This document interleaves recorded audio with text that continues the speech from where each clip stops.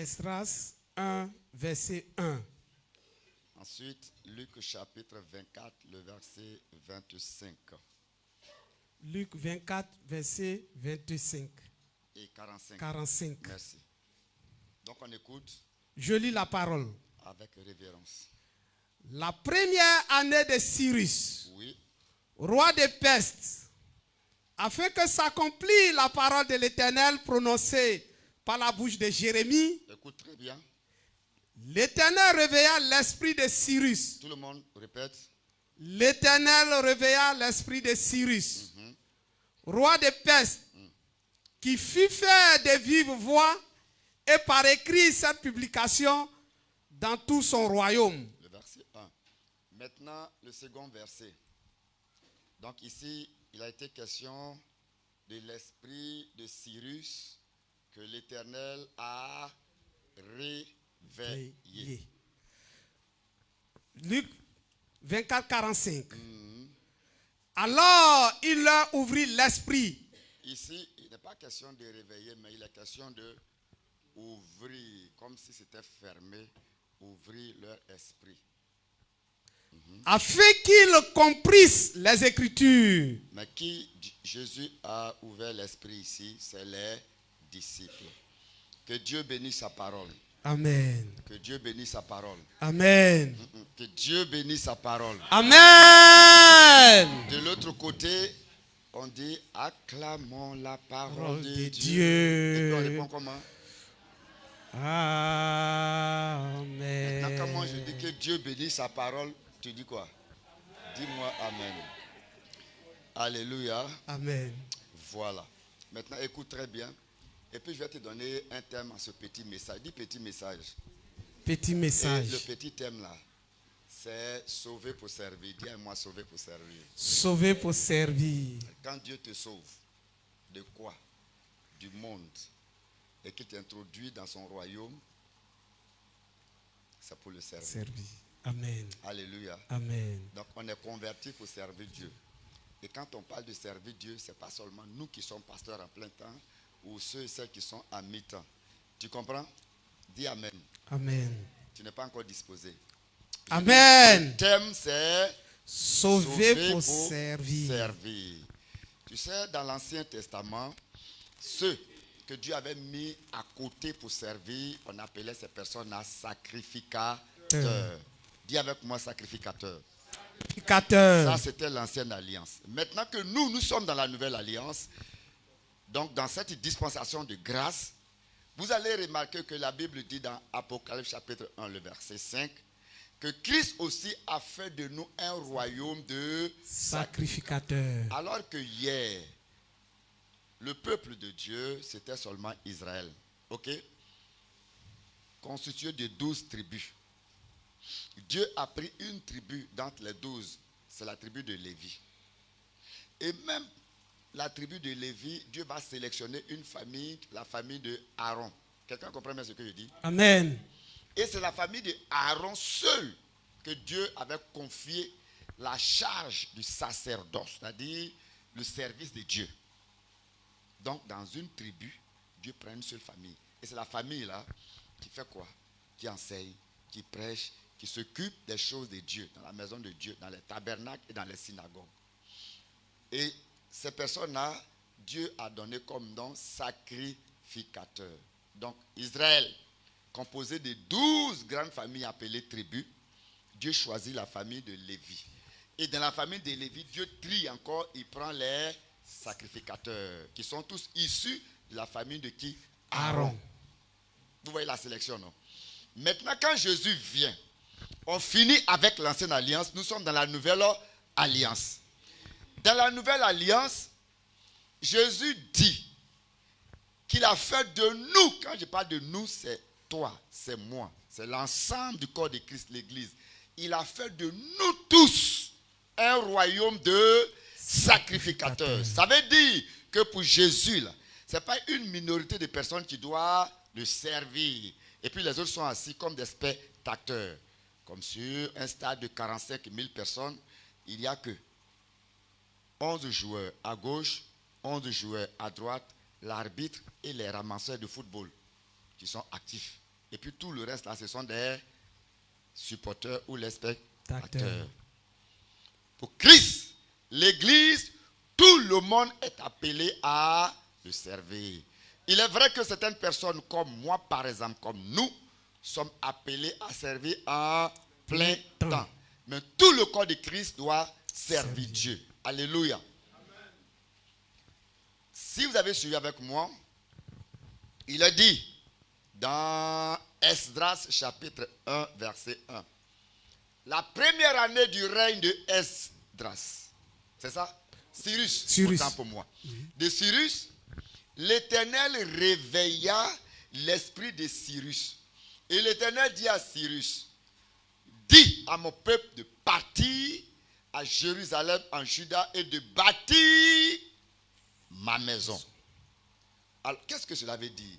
Je prends ce seul verset et je le situe dans son contexte historique, géographique. Qu'est-ce que cela veut dire? Dans le contexte géographique, l'histoire s'est déroulée où? À Babylone. Et quand on parle de Babylone, c'est l'Irak actuel. Tu es d'accord avec moi? Amen. Dans le contexte historique, qu'est-ce qui s'est passé? C'est que le roi Nebuchadnezzar, donc il fut un des rois de Babylone. Ce roi Nebuchadnezzar, en son temps, pendant qu'il était au pouvoir, va conquérir Israël. Mais pourquoi Dieu a laissé son peuple et puis ce roi impénitent va conquérir? Parce que Israël s'était détourné de Dieu pour adorer des dieux étrangers. On est d'accord? Ils vont abandonner le vrai Dieu et puis adorer des dieux étrangers. Donc Dieu a enlevé sa main sur eux. Ainsi donc, ce roi-là va attaquer la nation et puis déporter le président de la République. À l'époque, on disait roi. Déporter le roi, déporter donc les personnalités politiques, administratives et traditionnelles, tout ça, et les bras valides. Donc, il va laisser les malheureux, les aveugles, les astropiés, les fous. Donc, il a dépeuplé le pays, selon la tribu de Juda. Vous comprenez ce que je dis? Maintenant, qu'est-ce qu'il fait? Il les prend et puis il va déposer chez lui. Donc, ils n'ont pas droit à regagner leur pays.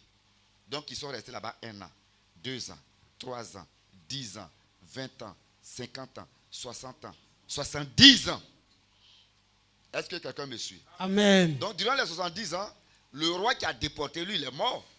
Il y a eu un successeur, Belshazzar. Après, ainsi de suite. Maintenant, nous sommes au temps de Cyrus. Quand ce nouveau roi Cyrus est arrivé,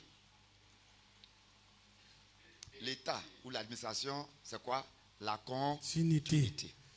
Normalement, quand il arrive, ses prédécesseurs ont maintenu Israël. Donc, lui aussi doit faire quoi? Maintenir Israël. Donc, vous ne sortez pas, vous êtes en prison. Et ceux qui sont rentrés à 1 an, là, ils avaient 61 ans. Les bébés qui sont partis et puis sont nés là-bas, ils ont 70 ans. Maintenant, imaginez-vous les papas qui sont partis. Ils étaient vieillards. Et parmi eux, il y a le prophète Jérémie qui était vieillard. Il y avait le petit Daniel qui est devenu maintenant vieillard parce que lui, il allait entre 15, 16 et 17 ans. Vieillard. Et beaucoup sont morts là-bas. Maintenant, il y a des gens qui sont nés là-bas qui ne connaissent même pas leur pays. Ils ont pris les coutumes, les traditions, les habitudes des Babyloniens. Mais comme Dieu veille sur sa parole pour l'accomplir, Dieu va se souvenir de la promesse qu'il a faite à son serviteur Jérémie. Parce que Jérémie a dit que 70 ans après, vous allez revenir. Est-ce que quelqu'un comprend? Amen. Mais au terme des 70 ans, là, le roi qui était là dit, vous ne bougez pas. Donc voici une prophétie que Satan va faire opposition, obstacle. Non, Dieu m'a promis, mais je ne vois pas ça. C'est ça. Et Daniel va engager un moment de prière, 21 jours de prière, pour que Dieu délivre le peuple. Et quand Daniel prie, Dieu envoie un ange pour dire à Daniel, oh Daniel, dès le premier jour, tu as eu à cœur de comprendre et de te prosterner, de t'humilier. Tes paroles ont été entendues. Mais Daniel dit, mais si le premier jour là-haut, pourquoi ça a tardé? Dieu dit, tu parles trop, tais-toi, je vais terminer. Et Dieu dit à Daniel, en fait, le premier jour tu as été exaucé. Et j'ai dépêché un messager céleste pour te donner l'exaucement, pour te transmettre la réponse. Mais, quand ce messager venait, quand cet ange venait, cet ange a été intercepté. Donc, ce que je suis en train de vous dire là, soulève la tête et puis regarde-moi, je ne suis pas vilain. Donc, cet ange-là, en venant, il a été intercepté où? Vous devrez donc comprendre que guerre à terre ici, là, il y a guerre au ciel. Le prince de Javan va empêcher. Donc, quand on parle de prince de Javan, prince de Perse, là, ça veut dire, en Côte d'Ivoire, il y a un président de la République, non? Oui, Père. Au Burkina, il y a un président, non? Oui, Père. Guinée, Oui, Père. Mozambique, Oui, Père. chaque nation. Oui, Ok. Dans le monde spirituel, chaque pays gouverné par un roi ou un président, il a une forteresse aussi qui domine le pays pour que les enfants soient drogués, prostitués, ainsi de suite. Maintenant, Daniel, lui, prie à Babylone pour que Dieu écoute sa voix pour libérer son peuple. Ils vont regagner leur pays. L'ange qui vient, l'ange l'a intercepté par des démons qui sont quittés dans d'autres pays pour faire renfort, pour que l'ange de Dieu là ne descende pas. Et toi, tu ne bouges pas. Et quand Daniel prie, l'ange veut descendre. Daniel prie, l'ange veut descendre. Donc vous voyez un peu, c'est une parenthèse. Hein? Vous allez voir que quand on prie là, ce qui se passe dans le monde spirituel, mais les démons aussi étaient déterminés à empêcher l'ange de l'Éternel de transmettre le message. Souvent on dit, mais pourquoi ça dure là? C'est ça, toi tu arrêtes de prier. Daniel, en persévérant, Dieu va ordonner à l'archange Michael, le chef de l'armée, de descendre et de faire quoi?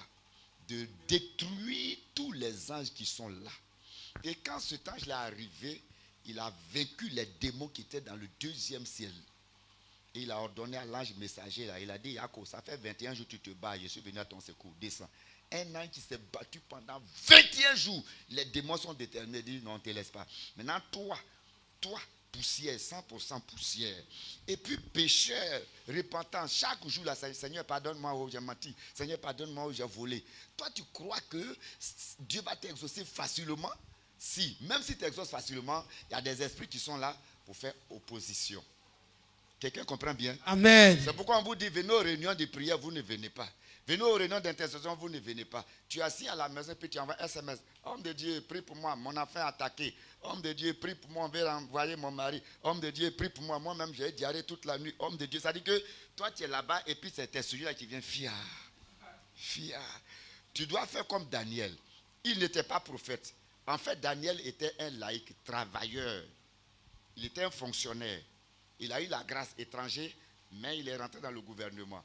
Mais regardez, Daniel prend la chose de Dieu là. Notre thème c'est quoi? Sauver pour servir. Daniel n'était pas sacrificateur, mais Daniel s'engage pour la cause de Dieu. Et quand il intercède, finalement, Dieu l'exauce. Du coup, la Bible dit, le roi donc qui était là, Cyrus, il est écrit, et l'Éternel réveilla son esprit. Et l'Éternel réveilla son esprit. Alléluia. Amen. Et quand Dieu réveille son esprit, il prend donc son stylo et qu'est-ce qu'il fait? Ici, un décret de quoi? De libération des Juifs. Le peuple de Dieu. Pourquoi il a décidé de faire ça? Parce que quelqu'un a prié. Prier. Tu vois que tu dois prier pour que quelqu'un te donne la promotion. Amen. Tu dois prier pour que quelqu'un te marie. Amen. Tu vois, ils étaient libérés par Dieu. Mais dans le monde spirituel, les démons ont endurci le cœur. Et c'est sa prière qui a fait que Dieu et le roi maintenant a pris le décret. Maintenant, ce qui m'intéresse dans ce chapitre-là, c'est que la Bible dit, l'Éternel réveilla l'esprit. Voilà, tout ce que j'ai expliqué là. Hein, oubliez ça. Maintenant, nous revenons dans notre texte. Voilà, j'ai planté le décor. Maintenant, revenons dans notre texte. Voici un roi qui ne craint pas Dieu. Et un matin, il est assis au palais. Il est assis sur son trône royal. Et puis Dieu fait quoi? Réveille son esprit. Dis réveille son esprit. Réveille son esprit. Réveille son esprit. Réveille son esprit. Oh, donc il y a deux sommeils alors. Il y a le sommeil physique. Là où on dort. Et puis on ronfle. On ronfle. D'autres même, là, en plus de ronfler là, je ne sais pas s'ils ont un don de salive. Ça coule fier. Et quand ils se lèvent là, ça sent mal comme ça. Il y a ça. Il y a ce sommeil là-bas. Mais il y a le sommeil de l'esprit. Ça, c'est un coma profond. D'où a commencé ce... Parce que quand Dieu dit, Dieu réveilla son esprit, alors qu'il était roi, alors qu'il dirigeait tout un peuple, alors qu'il avait la charge de toute une nation, mais son esprit dort, frère. Là, c'est le sommeil spirituel. Et Paul dit, réveille-toi, toi qui dors. Relève-toi d'entre les morts et le Christ t'éclairera. C'est à quel moment l'esprit de l'homme dort?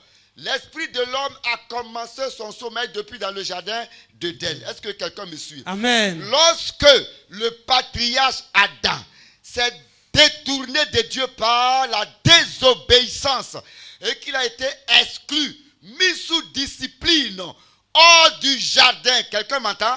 Amen. Tu ne m'entends pas parce que tu as fermé la bouche. Encourage-moi quand je prêche. Amen. Quand Dieu parle avec Adam, Dieu cause avec Adam comme des amis.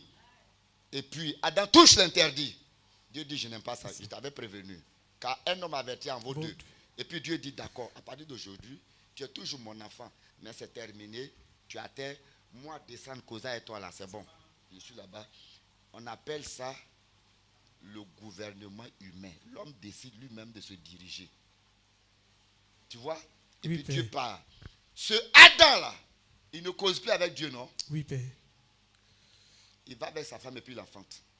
Cet enfant naît. Est-ce qu'il connaît Dieu? Non. Son esprit est mort. Il fait encore un autre enfant, il connaît Dieu. Non. Son esprit est mort. C'est pourquoi on dit il réveille l'esprit. Tous ceux qui naissent ont l'esprit endormi. Parce que notre Père, l'ADN spirituel qui est lié à Adam, est coupé. Donc on naît sans Dieu. C'est pourquoi on ne connaît pas Dieu. On ne naît pas chrétien. Moi, je suis chrétien parce que mon père était évangélique. Je suis chrétien parce que mon père était catholique. Je suis chrétien parce que ma mère était... C'est faux. C'est faux. L'esprit s'est séparé de Dieu. À partir de notre père, Adam, et de notre mère, Ève. Donc quand on est là, on ne connaît plus Dieu. Et quand on ne connaît pas Dieu, on sait que Dieu existe, mais on ne le connaît pas. Vous comprenez ce que je suis en train de dire? Amen. Je sais que j'ai eu une grand-mère, mais je n'ai jamais connu la grand-mère parce qu'à ma naissance, elle est décédée. Mais mon grand frère connaît parce que à sa naissance, la grand-mère était en vie. Vous voyez un peu? À notre naissance, il y a eu la séparation entre Dieu et nos parents. Est-ce que nous va connaître Dieu? Non. On ne connaît pas Dieu. Mais la Bible dit dans Ecclésiaste, dit Ecclésiaste. Ecclésiaste 11. À partir du verset 3. Verset 3. Il est écrit, l'Éternel a écrit dans le cœur de l'homme les pensées de l'éternité. Ça veut dire quoi? Ça veut dire, quand on parle de l'éternité où l'éternel c'est Dieu, ça veut dire, c'est vrai qu'il s'est retiré, mais il a mis dans notre cœur qu'il existe. Enseigne-nous, Père. Enseigne-nous. Il a mis dans notre cœur qu'il existe. Amen. D'où tout homme, toute tribu reconnaît qu'il y a une divinité. Donc, mes parents, assis à Boisseau là, savent qu'il y a un Dieu qui est au ciel. Et il dit, Nyamien, bri. Mes parents bêtés qui sont ici à Roi Gaillot, Goïtafla, non, Goïtafla, ça c'est gourou. Mais à Roi Gaillot, savent qu'il y a un Dieu qui existe avant que le colon arrive avec la Bible. Il dit, Lago. Oh. Les brillés, assis ici, mangeant son attiéké, avec son gros poisson dit Nyakan. Vrai ou faux? Vrai, Père. Qui a dit à cela que Dieu existe? Tu as mis dans le cœur. Et comme c'est écrit dans le cœur de l'homme qu'un Dieu suprême existe, l'homme donc est à la recherche de ce Dieu-là. Et en cherchant ce Dieu, il se crée une divinité ou des divinités. L'effort de créer là, c'est la religion, qui est dérivé du grec religa, dont le français dit moyen de se réconcilier avec Dieu. Enseigne-nous, Père. Donc, la religion est péjorative. Si tu ne connais pas péjorative, ça veut dire que la religion est mauvaise. Religion catholique, religion islamique, religion bouddhiste veut dire, comme Dieu s'est séparé, puis on sait qu'il existe là, on le cherche, il est où même? On le cherche, il est où? Et puis le baoulé dit, il est dans un truc qu'on appelle Dibi. C'est en cherchant Dieu, là, on crée les religions. On crée religion. On crée religion. C'est pourquoi il y a beaucoup de religions. Maintenant, quand je te parle du christianisme, ce n'est pas une religion. Le christianisme, ce n'est pas une religion. Pourquoi ce n'est pas une religion? Parce que ce n'est pas l'homme qui cherche Dieu par ses efforts, par ses sacrifices, par des libations. Car Dieu a tant aimé le monde qu'il a envoyé. Il a envoyé. C'est Dieu qui est descendu. C'est Dieu qui a envoyé son fils. Le christianisme, ce n'est pas une religion. Je répète, je bise, j'insiste. Le christianisme n'est pas une religion. Dites aux intellectuels que le christianisme n'est pas une religion. Car quand on dit religion, c'est l'effort que fournit l'homme pour atteindre Dieu. Or, personne ne peut atteindre Dieu par ses efforts. C'est pourquoi Dieu descend lui-même. Car la parole s'est fait chair. Elle a habité parmi nous. Nous avons contemplé sa gloire. Comme la gloire du Fils unique, venu du Père. C'est Jésus-Christ. Moïse est venu avec la loi. Lui, il vient avec la grâce. Christ est venu. Et quand il est venu, il dit, celui qui m'a vu a vu le Père. C'est nous qui avions fourni l'effort? Non. C'est lui-même qui est venu sur la terre pour nous. C'est une religion, ça? Non. Maintenant, quand il vient là, il nous trouve endormis. Quand il vient, il nous trouve endormis. Endormis, on crée les religions, non? Oui, Père. Maintenant, quand il vient là, si on le suit sans être réveillé, on devient des religieux dans le christianisme. Sans être réveillé, on devient des religieux dans le christianisme. C'est pourquoi si tu veux être chrétien, papa veut être chrétien. Si tu crois être chrétien, rassure-toi s'il a réveillé ton esprit. Ça va? C'est fort pour toi? Maintenant, écoute-moi très bien, je vais aller. Ce Cyrus-là, il n'est pas juif. Ça veut dire qu'il n'a jamais été en contact avec le Dieu d'Abraham, le patriarche. Deuxièmement, il a grandi là-bas, il est né là-bas. Et en tant que Perse, il s'est attaché au Dieu des Mésopotamiens. C'est là-bas qu'il a grandi. Maintenant, la Bible dit, la première année de son règne, donc il accède au pouvoir. Paf, Dieu réveille son esprit. Ça veut dire quoi? En réalité, pour connaître Dieu, là, il faut adhérer à une église. Il faut être membre d'une église. Non. Non, moi-même, je suis pentecôte il y a longtemps. Hein. Moi-même, je suis catholique il y a longtemps. Non, écoute, je suis en train de dire à quelqu'un, il y a l'esprit qui connaît Dieu ou qui ne connaît pas Dieu. Mais si l'esprit doit connaître Dieu, il faut que Dieu ouvre l'esprit. Amen. Car, dit la Bible, je suis dans Jean chapitre 4, le verset 23 et 24. L'heure vient et elle est déjà venue, où les vrais adorateurs adoreront le Père en esprit et en vérité. C'est pourquoi il est écrit, tu ne feras point d'image taillée, ni de représentation quelconque. Des choses qui sont où? En haut. Marie est où? En haut. Mais pourquoi on fait une statue? Ni des choses qui sont en haut, à terre et sous la terre. Ça veut dire qu'on adore Dieu en esprit, pas de représentation. Donc si on met une statue de Saint-Pierre, de Saint-Matthieu, de Saint-Ceci, c'est de l'idolâtrie. C'est pourquoi on adore Dieu en esprit. Mais comment tu peux adorer Dieu en esprit si ton esprit n'est pas réveillé? Si ton esprit n'est pas réveillé. Si ton esprit n'est pas réveillé. Maintenant, je vais te dire, il y a une différence entre l'esprit et l'âme.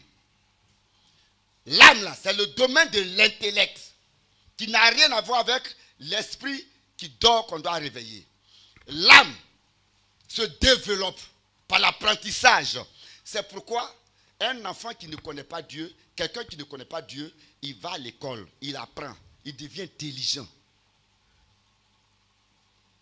Il est capable d'inventer bateau, avion. Mais pendant qu'il fait ces choses-là, il est athée, il ne croit pas Dieu. Je vous prêche. C'est pourquoi 747 pasteurs ont été arrêtés en 2025, mis en prison en Chine. Et les églises ont été fermées. On ne veut plus de Bible là-bas. Mais est-ce qu'ils ne sont pas développés? Ils ne rivalisent pas les États-Unis aujourd'hui. Ce n'est pas eux qui inventent les portables. Là, nous, on appelle ça Shintok. L'esprit est fermé. Ils ne connaissent pas Dieu. Pour la plupart. Mais dans le domaine de la connaissance, ils sont développés ou pas? Développés. Vous voyez, non? L'esprit est fermé, on ne connaît pas Dieu, mais en même temps, on développe l'intelligence. C'est pourquoi, écoute-moi très bien. Quand le premier fils d'Adam, appelé Caïn, a tué son frère, donc c'est un criminel, Abel, son frère Abel, et que Dieu dit, Caïn, tu es maudit, quitte, il le chasse. Il a été chassé, non? Oui, Père. Continue. Tu seras maudit. Tu vas cultiver la terre ne te produira rien. Mais regarde-moi très bien. Apparemment, il a été maudit, non? Mais cet homme-là, c'est lui qui a envoyé la civilisation. Deuxièmement, il est écrit, Caïn maudit par Dieu, bâtit une ville. On n'a pas dit bâtir une maison. On n'a pas dit bâtir château. Maudit par Dieu a bâti toute une ville. Mon frère, même Bill Clinton, même Bill Gates, même Elon Musk n'a jamais bâti une ville. Caïn maudit par Dieu a bâti une ville. Ça veut dire quoi? Et quand tu continues, il est écrit, tous ses enfants étaient des savants. Ce sont eux qui ont inventé le piano. Quelqu'un qui a été maudit, il a inventé piano. Il a inventé batterie. Il a inventé guitare. Maudit. Pourquoi? C'est l'esprit qui a été maudit qu'on n'est pas Dieu. Mais l'âme là a appris. Je suis en train de vous dire, on ne vient pas à l'église avec son âme. C'est l'esprit réveillé qui connaît Dieu. Il y a beaucoup de personnes qui sont dans le christianisme par leur âme. Ils sont zélés. Ils font beaucoup de choses. Paul pouvait dire en 1 Corinthiens 10, je me réjouis de ce que vous êtes zélés pour Dieu, mais vous êtes sans intelligence. L'âme aime Dieu. Est-ce que nos parents n'ont pas adoré les fétiches avec leur âme? Ils n'ont pas fait des sacrifices. C'est comme ça que quelqu'un peut venir à l'église avec son âme, aime Jésus avec son âme, balayer l'église avec son âme, mais l'esprit est fermé. Quand l'esprit est fermé, tu es méchant. Quand l'esprit est fermé, tu n'as pas l'amour. Quand l'esprit est fermé, tu fais la chose de Dieu, mais tu n'aimes pas le prochain. Tu n'aimes pas le prochain. Et Cyrus, païen, la Bible dit, Dieu réveille son esprit. Et quand Dieu réveille son esprit, il n'a pas été évangélisé. Dieu réveille son esprit. Et il se rend compte que, aïe, donc, à part le Dieu qu'on adore ici, là, il y a un vrai Dieu. J'ai une question à te poser. C'est un pasteur qui a prêché ce monsieur-là? Non. C'est un prophète? Non. Qu'est-ce que Dieu a fait? Dieu a réveillé son esprit. Tu comprends? Ce que ce gars-là a expérimenté, il y a des gens qui ont 10 ans à l'église, l'esprit fermé, et puis sont avec le Seigneur. Ils n'ont pas l'esprit réveillé. Mais ce qui va me toucher là, notre thème c'est quoi? Sauver pour servir. Maintenant, quand son esprit a été réveillé, qu'est-ce qu'il a fait? Continue la lecture. Vous allez voir, il va servir Dieu. Conversion d'un jour. Conversion d'un jour. Toi, qui as peut-être 10 ans, on t'a baptisé. Tu as pris Saint-Saint tout à l'heure. Ainsi parle Cyrus, Oui. Roi des pestes, l'Éternel, le Dieu des cieux. Depuis quand il a lu la Bible, parce que le mot éternel se trouve dans la Pentateuque, c'est-à-dire Genèse. M'a donné tout le... Genèse, Exode, Lévitique, Nombre, Deutéronome. C'est dans ces 5 livres-là qu'on a écrit le mot éternel. Ensuite, les prophètes sont venus. On a écrit aussi l'éternel. Mais au moment où lui parlait là-haut, il a pris ce nom éternel là-haut. Dieu ouvre son esprit, il sait qu'il y a un Dieu qu'on appelle éternel. Vous voyez la vraie conversion. Quand quelqu'un est véritablement converti à l'esprit ouvert là, le pasteur ne souffre pas trop. Actuellement, je transpire là, c'est parce que l'esprit de plusieurs personnes est fermé. Sinon, je viens, je dis, lisons un passage, on lit, on prie, on descend. Il connaît l'éternel. Pourtant, Exode 7, verset 3 dit, je suis l'éternel. Je me suis révélé à Abraham sur le nom du Dieu Tout-Puissant. Mais mon nom éternel, Abraham, le père de la femme, n'a pas connu. Et lui, païen comme ça, il a connu ce nom. Abraham n'a pas connu ça jusqu'à il est mort. Il est le père de la foi. Mais comment cet homme a eu ce nom? Par révélation. Écoute-moi très bien. Quand Dieu réveille, il connaît qui est ce Dieu-là et il dit, ainsi parle l'Éternel. Ainsi parle l'Éternel. Continue. Tu vas voir que quand on a l'esprit réveillé, on a une connaissance de Dieu. Le Dieu des cieux le Dieu des cieux. m'a donné tous les royaumes de la terre. Il reconnaît donc que ce n'est pas lui, il n'a pas accédé au pouvoir par ses efforts ou par dynastie, voie dynastie, oui. Et il m'a commandé de lui bâtir une maison à Jérusalem. Ce même jour-là, Dieu lui dit de faire quoi? Bâtir, Sauver pour, servir, sauver pour. servir. Dieu ouvre son esprit pour qu'il reste au palais, Non, pour administrer. non. Dieu ouvre son esprit et Dieu dit, va bâtir un temple. Où? À Jérusalem, Même pas. chez lui. Vous voyez un peu, non? Il est roi de qui? Perse. De quel pays? De Perse. Et il va prendre l'argent du pays pour aller construire une maison pour Dieu dans un autre pays. Il aura coup d'État, hein? Vrai ou faux? Vrai. Mais il dit, s'en fout, c'est Dieu qui a parlé. C'est pourquoi il a dit, le Dieu de qui? Le Dieu des cieux. Le Dieu des cieux. Donc, là où je vais construire, là, il est le Dieu là-bas. Ah. Ça, il était en train d'évangéliser même. Tu vois pas un peu, on dirait qu'il est devenu évangéliste. Oui. Un seul jour de conversion. Vraie conversion, parce que Dieu réveille l'esprit. Ce n'est pas conversion où mon frère, allons à l'église. Dans notre église, là, on danse bien, on chante bien là-bas. Dans notre église, là, et puis il vient, il est assis, il s'habitue au chant, et au prêche. Et puis un jour, il adhère un peu, il est là, par l'esprit réveillé. Vous allez voir quelqu'un comme ça, là, c'est une bombe à retardement. Un jour, tu entends, poum, crée des scandales dans l'église. Et puis quand il parle, là, il accuse vous tous. Et il commence à accuser même le pasteur, sa femme, les responsables. Il prêche l'évangile. Il dit qu'il doit bâtir un temple, pas au pays, mais ailleurs. Et il continue. Qui d'entre vous est de son peuple? Maintenant, il prêche, lui païen là. Il prêche le peuple de Dieu, les Juifs. La tribu de Juda choisie par Dieu. Ces païens là, avec l'esprit réveillé, il évangélise les croyants. Que son Dieu soit avec lui et qu'il monte à Jérusalem, C'est lui maintenant qui demande monter à Jérusalem, en Juda, en Juda. et bâtisse la maison de l'Éternel. Comment un païen peut encourager des enfants de Dieu à faire l'œuvre de Dieu? Aïe, maman Chantal. Ça veut dire que nous, on est là comme ça un matin, puis on voit un païen qui vient bien, bouteille de bière dans la brûle. Et il faut faire l'œuvre de Dieu. Évangéliser, mon ami. Si on te prêche comme ça, tu vas croire ou ne pas croire. Croire. Oui. C'est lui qui a enchaîné les dignitaires. Il les a maintenus en prison. Dieu ouvre son esprit, puis c'est lui qui dit, allez-y faire l'œuvre de Dieu. Si vous arrivez là-bas, là, ne cherchez pas à construire vos propres maisons. Pour Dieu d'abord. L'homme l'a laissé un puissant pasteur. Continue. Combien de jours de conversion? Un seul jour. Et toi, tu as combien à l'église ici? Question. Continue. Et il ajoute, le Dieu d'Israël. D'Israël. C'est le Dieu qui est à Jérusalem. Donc ça veut dire que chez lui, là, le Dieu qui est là-bas, là, ce n'est pas vrai Dieu. Continue. Dans tout lieu où séjournent les restes du peuple de l'Éternel, les gens du lieu leur donneront de l'argent. Il a même ordonné à tout le monde de faire une offrande aux Juifs. Comme ça, ils vont prendre l'argent là pour aller construire. En plus de ce que lui, en tant que roi, il va ordonner au ministre de l'économie et des finances de prendre, de décaisser dans le budget de l'État là. Il a demandé à toute la population, tu es païen, tu es sorcier, vous tous offrande. Tout le monde doit faire offrande. Pour donner aux Juifs les bâtir. Que Dieu sauve des gens comme ça, quelqu'un comme Amen. ça.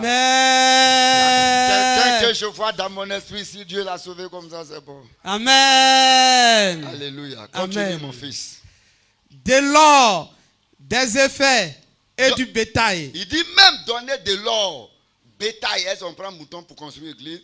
Bœuf pour construire l'église? Il dit donner tout ça parce que les serviteurs auront besoin de ça pour faire les holocaustes. Continue. Avec des offrandes volontaires. Avec des offrandes volontaires. Pour la maison de Dieu qui est à Jérusalem. Je reviens encore à ma question. Qui a dit à cet homme-là qu'on fait offrande à l'église? Il n'a jamais mis son pied dedans. Vous voyez la vraie conversion? Quand le peuple est véritablement converti, le berger ne souffre pas. Mais quand le peuple n'est pas converti, hier comme ça, j'ai envoyé le pasteur Franck depuis Mbato a envoyé les images du temple. Et quand il a envoyé les images du temple, il dit que l'église a dépensé, je crois, 4 millions 500. Et ils ont besoin d'ici lundi 1 million 200. Parce que les gens sont en train de couvrir le temple. Donc, dès qu'il finit lundi, là, ils doivent remettre. Donc, quand il m'a envoyé, moi, j'ai publié pour que chacun contribue. Nous sommes au dimanche, non? Demain, l'église là-bas doit avoir 1 million. Je suis sûr qu'il y a des gens, quand ils ont vu ça, là, ils ont mis leur portable sur mode avion. C'est mode avion. C'est quoi encore? C'est quoi encore? Non, mais c'est pas moi, c'est quelqu'un. Et ils sont en train de construire. Vous savez l'effort qu'ils ont fourni là-bas? Si vous voyez le temple qu'ils sont en train de construire, il n'y a pas son pareil dans mes assis. J'étais à Tumodi, jeudi, vendredi. Et quand j'ai vu, c'est plus grand que le temple de Tumodi. Oui. Et actuellement, la petite église, là, ils sont à 24 millions de la construction de leur temple. Donc, ils sont bloqués, ils ont besoin seulement de 1 million 200. Donc, j'ai dit, bon, je vais balancer à Makori, à Bobo. Les gens vont contribuer. Et puis, on finit le culte, là. Moi, je prends la voiture, je descends en bateau pour vous donner. Donc, pendant qu'il prêche, là, réfléchis comment tu vas faire. Wave sur mon numéro. Amen. Un païen ordonne qu'on fasse offrande dans tout le pays. Je suis sûr qu'il y a des gens qui vont dire non, nous on n'est pas chrétiens, on n'est pas. Non. Il dit, c'est moi le président qui parle. En fait, c'est comme un pot pour construire tout le monde. Moi, son zèle là, maintenant, on va remettre toute cette somme-là qui au rescapé, non? Est-ce qu'ils ne vont pas détourner l'argent là en route? C'est ça, Antonio. Parce qu'après 70 ans, ils ne connaissent plus Dieu. Maintenant, comme Dieu sait que ces gens-là, on a dit l'or, non? On a dit l'argent. Ils vont détourner. Après 70 ans, arriver là-bas, ils n'ont pas de dortoir. Ils dorment en bas des manguiers. Ils vont construire l'église. Non. Je suis sûr que chacun va dire c'est vrai. C'est vrai. L'œuvre de Dieu là, c'est bon, mais entre nous, soyons réalistes. Je suis venu avec des enfants, on dort au dehors pour construire le temple. Quand Dieu a vu ça, Dieu dit, j'ai fait quelque chose. Dis, papa, montre-nous. Papa, montre-nous. Lis le verset 5.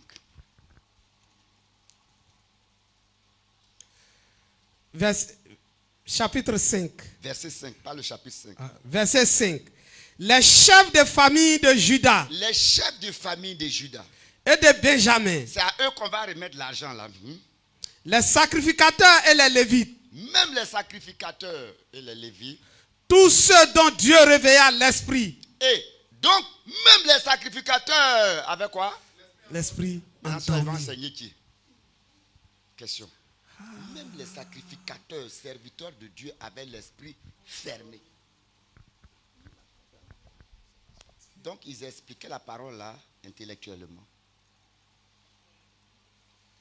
Lorsque Moïse était en face du Jourdain, et Paul, c'est pas Jourdain, c'est mer rouge. Et puis le peuple dit, Amen, Amen. Ça, c'est ça, un culte. Et puis quand ça finit, chorale, donnez-nous des chants. Marie. Ça, c'est la religion, ça. Dans le christianisme. Regarde-moi très bien.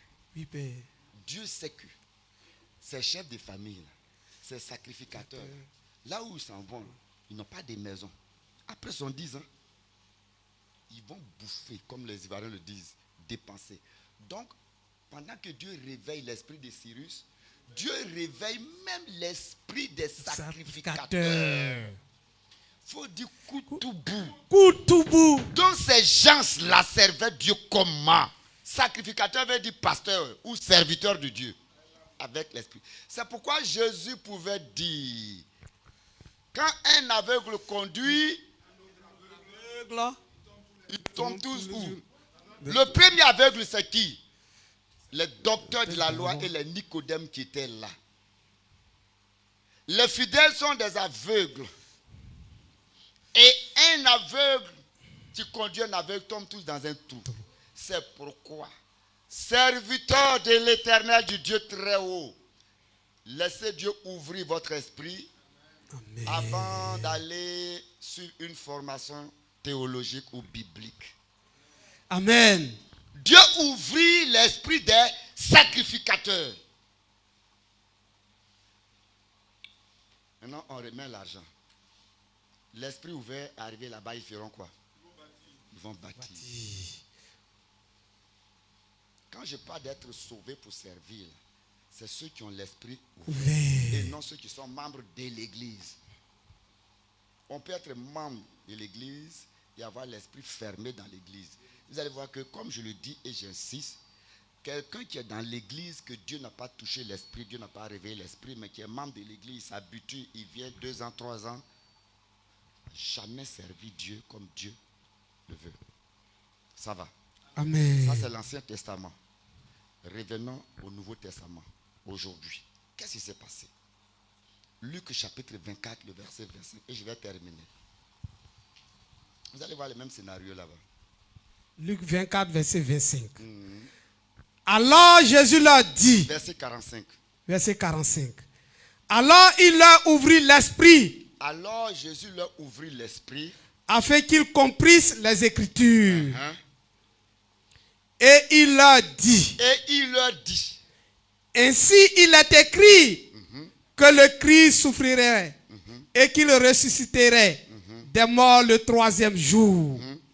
Et que la repentance et le pardon des péchés seraient prêchés en son nom à toutes les nations, à commencer par Jérusalem. Vous êtes témoins de ces choses. Vous êtes témoins de ces choses. Et voici. J'enverrai sur vous. C'est pas tout ça qui m'intéresse. C'est le premier verset. Ok. Alors il leur ouvrit l'esprit. Maintenant, assis-toi, je vais terminer. Et à tous ceux et à toutes celles qui nous suivent de partout. Parce que moi-même, quand j'étais en France, je suivais le culte. Quand Groba prêche, je suis. Maman Guéya prêche, je connais samedi, j'ai suivi. Donc, tout ce que nous faisons ici, on nous suit partout dans le monde entier. Regardez-moi très bien. Jésus ressuscite. Ok? Amen. Est-ce que vous me suivez? Amen. Et puis, il fait 1 jour encore à terre, 10 jours, 15, 20, 30. Dis tout ça, c'est pourquoi? Tout ça, c'est pourquoi? N'a-t-il pas dit à la croix que tout est accompli? Oui, Père. Maintenant, si c'est accompli, là, tu es ressuscité là, pas directement au ciel. Mais il passe 40 jours encore, pourquoi? Parce qu'en réalité, il a enseigné cette. Il a fait beaucoup de choses. Les preuves sont palpables. Ces apôtres-là ou ces disciples-là, il a ressuscité Lazare. Donc la preuve que Christ est la résurrection et la vie. On est d'accord? Amen. Quand 5000 personnes, sans les femmes et les enfants, il leur donne un morceau de pain et puis ça devient des milliers de pains, les gens mangent. Ça, c'est la preuve de sa divinité. Parce qu'en lui habite pleinement toute la plénitude de la divinité. Mais quand Jésus fait toutes ces choses là-haut, pourquoi, quand on l'arrête là, ses disciples fuient? Donc quand il ressuscite là, des gens comme ça, s'ils partent au ciel, vous croyez qu'ils pourront pérenniser la chose de Dieu? Non. Donc durant 3 ans, prêche, guérison, miracle, là, ils avaient toujours l'esprit fermé.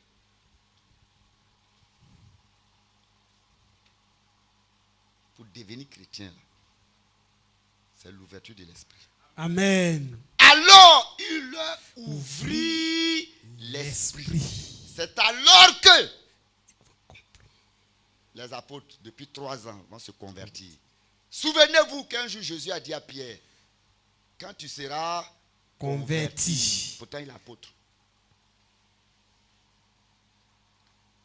Alors, il leur ouvrit l'esprit. Donc 3 ans avec Jésus. 3 ans, ils ont mangé avec Jésus. 3 ans avec le Christ. L'esprit était fermé. Je te parle de la profondeur de la conversion. Vous croyez que Dieu va mourir à la croix pour rassembler les gens comme ça, des païens? On est à l'église et puis on s'insulte entre nous. Il va venir mourir. Mes enfants, si c'est adoration, Jésus cherche là. Il y a des adorateurs au ciel. Et les anges même chantent mieux que nous. Mais quand il descend et il dit, je cherche les adorateurs, les vrais adorateurs. D'abord, des adorateurs qui l'adorent en esprit, dont l'esprit est réveillé. L'esprit de Pierre n'était pas réveillé. Matthieu n'était pas réveillé. Et pourtant, il a signé une démission. Il était responsable, fonctionnaire, il était collecteur d'impôts. Pierre était pêcheur. Sans l'esprit réveillé, il a cédé sa barque. Mais tout ça, c'est zéro. C'est le jour où Jésus a réveillé l'esprit. Ils ont dit, hein? Donc 3 années, les paraboles, il ressuscitait les morts, on n'a rien compris. On n'a rien compris. C'est ce jour-là, sans miracle, sans résurrection des morts, l'esprit réveillé, ils ont dit, waouh! Waouh! Un pasteur qui a l'esprit réveillé va réveiller l'esprit de l'assemblée. Amen. Je ne vais jamais me contenter de voir une église comme ça où chacun, s'il fait ce qu'il veut, il va, il vient. Je ferai tout pour que cette année, chacun de vous passe par cette conversion vraie de l'esprit. Amen. Amen. De l'esprit. Et nous vivrons une vie angélique. Amen. Est-ce que ça va? Amen. Quand Dieu ouvre l'esprit, Pierre dit, waouh! Ce Pierre qui hier a régné Jésus devant une servante de thé, ce Pierre maintenant, en 10 jours, dit à un soldat qui a mis l'épée ici, il dit, mieux vaut obéir à Dieu que de t'obéir. Si tu veux, tue-moi pour ma foi. My God. Ça veut dire qu'il a bien compris l'évangile. Ça veut dire qu'il a connu la conversion. Mais tout ce temps-là, Pierre suivait Jésus. Tout ce temps, il a vendu sa barque. Tout ce temps, il a sacrifié son travail. Mais l'esprit était fermé. La vraie conversion, il y a un déclic qui se produit. Cette conversion te conduit automatiquement à une crainte de Dieu, à une vie de sainteté, à une vie de crainte de Dieu, à une vie de sainteté. Quand quelqu'un dit que je suis dans le Seigneur, et puis il ment, il boit, il pêche. Regardez les jeunes filles, regardez les jeunes gens, regardez les mamans, regardez les papas qui viennent dans l'église. Regardez l'attitude. Mes enfants, je vais vous dire une chose. Jésus a été clair, il dit beaucoup d'appelés, mais à peu de lui. Dieu là, il est amour. Mais quand le déluge est venu, il a sauvé Noé et ses enfants. Et ces milliards de personnes qui sont mortes dans le feu. Vous croyez que comme on est beaucoup catholiques, protestants, tout ça là, nous sommes tous des chrétiens. Il y a une minorité. Et cette minorité-là, c'est ceux que l'Esprit de Dieu a transformé leur esprit. Ceux-là, ils craignent Dieu. Ceux-là, ils vivent dans la sainteté, dans la pureté. Je ne veux pas comprendre que dans une église, une jeune fille peut chuter au moins 20 fois. Et puis elle est dans l'église. Et puis ça ne nous dit rien. Et puis nous tous, on est là, on n'est même pas indignés. Ça ne nous dit rien. Et même quand tu veux mettre sur discipline, il y a un groupe de personnes, non, on doit pardonner. Dieu est amour. Pourquoi vous voulez qu'on vive dans ça? C'est la preuve qu'on n'est pas né de nouveau. C'est la preuve que l'esprit n'est pas encore converti ou réveillé. Dis-moi amen et je continue. Amen. C'est bon? Très bon. Est-ce que c'est bon? Très bon. Toujours je dis à mes enfants, quand je dis mes enfants, ce n'est pas biologique.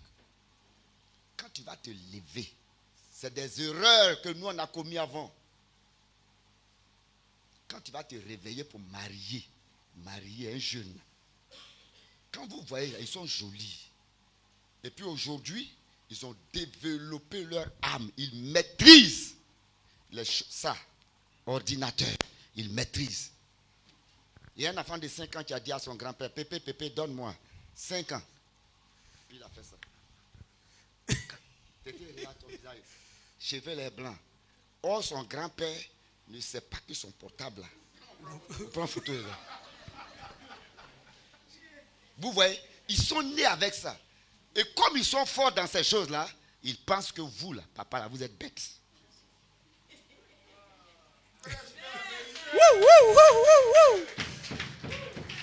Ils me font pitié cette génération. Et quand je vois mes filles, attendez-moi, c'est mon gars, ceux-là, c'est des Goliaths nés qui vont vous maltraiter dans le foyer. Alors, vous êtes sur les réseaux sociaux. Regarde-moi, c'est moi qui te prêche. Vous êtes sur les réseaux sociaux. C'est mon ami, on se connaît sur les réseaux sociaux. C'est mon ami. Il peut être un rosicrucien. Il peut être un franc-maçon. Tu ne pries pas pour te convertir, pour que ton esprit se donne au Seigneur, pour naître de nouveau, pour te connecter à la source divine, pour que Dieu ait pitié de toi, pour te donner quelqu'un aussi qui est converti. Ce monde-là, tu es païenne et tu veux que Dieu te donne un homme. Et Dieu est fou, Seigneur, un homme converti. Et toi, on ne te parle d'intimité, mais toi tu as montré ça à combien de personnes? Qui n'a qu'à prendre ça encore? Question. Si j'étais à ta place, j'allais me mettre en genoux, commencer à pleurer ce matin. Comment un roi appelé Cyrus, c'est lui qui vient dire au sacrificateur, allez-y construire votre Dieu. Faites ceci. Lui, roi païen, et puis il demande à des sacrificateurs de changer de vie. Ça ne vous dit rien? En raison du progrès de l'iniquité, la charité du plus grand homme se refroidira. Il est l'heure, examine ta vie. Si Dieu a ouvert ton esprit, si ton esprit est réveillé, le monde là, tend à sa fin. Regardez très bien les prophéties bibliques. Je suis dans 1 Timothée 4, verset 1, 2, 3, 4. Il est écrit quoi? 1 Timothée 4, verset 1, 2, 3. Il est écrit, l'Esprit dit expressément que dans les derniers temps, quelques-uns abandonneront la foi pour s'attacher à des doctrines de démons, prescrivant de ne pas se marier. Ça veut dire qu'il y a un groupe de démons vers la fin du monde. Là. Voici un signe. Ces démons-là vont combattre le mariage. Nous qui sommes mariés, là, soit ils vont rendre monsieur bizarre, madame va souffrir, soit madame bizarre, ainsi de suite. Maintenant, ceux qui veulent se marier, là, le démon là, va tout faire pour les empêcher, les bloquer, les empêcher, les bloquer. Maintenant, si vous faites un effort, vous rentrez dedans là, ça sera des problèmes, des difficultés. Comment enfanter, comment faire ceci, les difficultés. C'est pourquoi il faut te préparer d'abord. Maintenant, regardez une loi en France. La semaine passée, c'est pas obligatoire. Vous vous mariez, sexe là n'existe plus. Et pourtant la Bible dit dans 1 Corinthiens chapitre 7 que l'homme qui se marie ne dispose plus de son corps. Son corps appartient à sa femme. C'est pas ça? Et que le corps aussi de la femme appartient à l'homme. Donc même si une soeur en Christ doit jeûner, prier là, elle doit demander d'abord la permission. Chérie, je vais jeûner. Tu dis je ne veux pas parce que j'ai besoin de ça la nuit. Vous comprenez? Maintenant, on prend une loi là-bas, on dit ça n'existe plus. Madame, si elle te refuse, elle refuse. Il n'y a pas péché dedans. Et des députés, des intellectuels, des gens qui ont des licences, des gens qui ont des doctorats, sont assis à l'hémicycle. Et puis, la Bible dit qu'il viendra abolir la loi de l'Éternel. C'est écrit dans Daniel. Est-ce que vous savez ces choses-là? Bientôt, là, ce monde prendra fin. Et Christ va enlever son église. Amen. Toutes ces richesses resteront. Amen. Faire un effort. Attache-toi au Seigneur. Fuyez le monde. Je vous dis quelque chose, mes enfants. Je viens de loin. J'ai vu Dieu. J'ai entendu Dieu. Tu veux que je te dise quelque chose? Je suis en 1988. Tu vois que beaucoup ne sont pas encore morts. Je dis Dieu, je veux te servir. Et le monde entier me suit. Dieu dit, je vais te montrer un signe. Sors, j'ouvre ma porte. Je vois un poulet. Il dit, tu vois ce poulet? Le poulet va disparaître. Ce n'est pas un rêve. Il va disparaître. Et le poulet a disparu. Dieu me dit, viens t'arrêter là à 8 h du matin. Je dors, je me réveille 7 h. Je lave mon visage, je suis assis. Le poulet a apparu. Je n'ai jamais dit ça à quelqu'un. 1er janvier 2018, on finit la veillée ici. On part à la maison. Maman se réveille vers 12h, 13h. Elle dit, j'ai fait un rêve. Il y a un monsieur qui est venu me dire que pour que tu abandonnes tout pour devenir pasteur, là, tu as demandé un signe. Et voici qu'il est là. Et qu'il y a un poulet blanc qui a disparu. Le poulet est revenu à 8h. Alors qu'on s'est marié. En 2018, on avait combien d'années de mariage? Ils sont mariés en 95. Je n'ai jamais dit ça à quelqu'un. Jésus est venu lui dire, ton mari, là, il est devenu pasteur. Parce qu'un poulet a disparu, le poulet a réapparu. Je suis quelqu'un, j'ai vu Dieu, j'ai fait l'expérience avec Dieu et puis je prêche Dieu. Je ne dis pas on m'a dit, j'ai vu ce Dieu-là. Tu comprends bien? Amen. Je me suis retiré au temple pour jeûner. J'étais entre la chair, comme ça, et le sol. Et je prie de 20h, à partir de 2h, 3h du matin, je suis entre le plafond de l'église et le sol. J'ai dit, Dieu, je ne vais pas être enlevé comme Élie, je n'ai pas enfant. Descends-moi. Et le Seigneur m'a descendu. Il dit, tu vois, c'est ça l'enlèvement. J'ai vu Dieu, mes enfants. Amen. La vraie conversion commence ici. Maintenant, vous pouvez remarquer, tout arbre ne connaît pas son fruit. Lorsque quelqu'un est véritablement converti dans l'esprit, je dis la crainte de Dieu. La crainte de Dieu et la vie de sainteté. L'amour pour le prochain. Vous allez voir que cette soeur, ce frère dans l'église, aime tout le monde. Il fait tout pour ne pas scandaliser. Parce que son esprit est en contact avec Dieu, en communion avec Dieu. Tout ce qu'il fait là, tout le monde apprécie. Vous allez blesser ce frère, blesser cette soeur. Il sera toujours le premier à dire, oh mon frère, excuse-moi, excuse-moi. Et puis on dit, mais lui là même là, il n'a pas cœur ou bien. Si c'est moi, je n'ai pas laissé ça là-dedans. Souvent c'est ce qu'on dit. Mais il sait ce qu'il fait.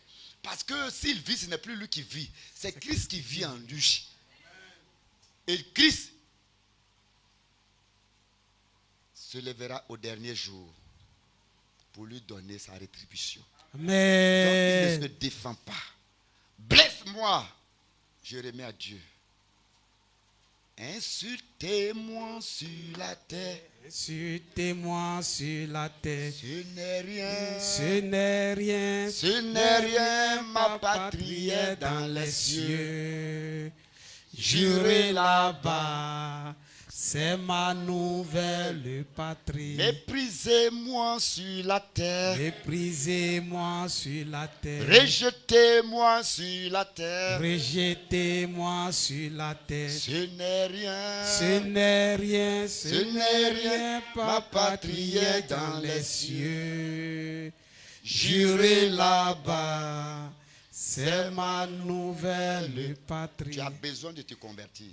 Amen. Tu vois, tu es insolent. Parce que Christ n'est pas en toi. C'est tout. Quand Christ est en toi, quand Christ habite en toi, tu as une vie chrétienne normale. On ne te force même pas. Cyrus a fait étude biblique? Non. Il a lu un verset pour savoir qu'on appelle un Dieu éternel. Non. Et qu'on doit bâtir le temple de Dieu. Non. Il a lu le verset qui dit, cherchez premièrement le royaume des cieux. Non. Mais pourquoi le même jour de conversion, il dit, allez-y construire le temple pour Dieu? Son esprit. Parce qu'il est écrit, cherchez premièrement le royaume des cieux. Quand quelqu'un a l'esprit réveillé, il cherche à faire les choses de Dieu. On est sauvé pour servir. Donc quand tu es assis dans l'église et puis on te dit, ma soeur, on va te confier. Hey, papa, je n'ai pas encore. J'ai bien réfléchi d'abord. Tu es païen. Tu es païen. Amen. Et tu es dans la maison de Dieu, c'est pas ce que tu dois faire. Non, mais ça c'est simple. Alléluia. Amen. Est-ce que ça va? Amen. Alors, j'espère que tu as compris. Hein. La vraie conversion commence comment? Par l'ouverture de l'esprit. Ok. Maintenant, comment on réveille l'esprit? Ce n'est pas aujourd'hui. Viens mercredi. Mercredi, comment on réveille l'esprit? Mais c'est ça. Parce que je ne peux pas te dire que ça commence par un réveil de l'esprit sans te dire comment Dieu a procédé pour réveiller l'esprit de Cyrus et comment Dieu a procédé pour réveiller l'esprit des apôtres pour qu'ils se convertissent vraiment. Donc païens pendant 3 ans avec Jésus. Oh, donc ils ont mangé cette scène-là sans être convertis. Donc ils étaient témoins oculaires de la résurrection de Lazare, mais ça n'a pas produit la conversion. Vous comprenez que Moïse a fait 1000 miracles, mais est-ce que Israël est converti? Non. Moïse a fendu la mer, est-ce que ça a changé? Non. Le seul qui a eu l'esprit ouvert, c'est Josué et Caleb. Mais 600 000 personnes sont mortes. Pourquoi? Sont mortes. Pourquoi? L'esprit fermé. Je dis, quand Dieu te fait la grâce et qu'il produit ce déclic, ton esprit s'ouvre, bénis Dieu. Amen. La conversion. J'ai dit à Dieu, 2026, convertis tous mes enfants. Amen. Merci. Réveille l'esprit de tout le monde. Amen. Merci. Et Dieu va faire cela. Amen. En écoutant les enseignements que je vais te donner à partir de mercredi, si Dieu le permet. Sinon, dimanche prochain, mais je mets ça plutôt dimanche prochain. Tu vas comprendre. Tu sauras que tu es païen ou tu es converti. Toi-même, tu vas juger.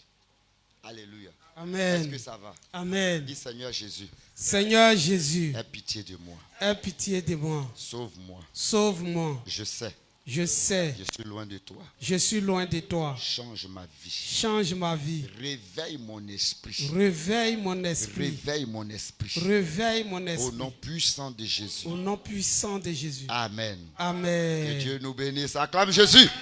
Acclame Jésus. Alléluia. Est-ce que ça va? Amen. Ma fille, tu as compris quelque chose? C'est bon. C'est bon? Alino. Et à faire que? Asseyez-vous. Ça va faire que? Faire que c'est du goût. Bien. Maintenant,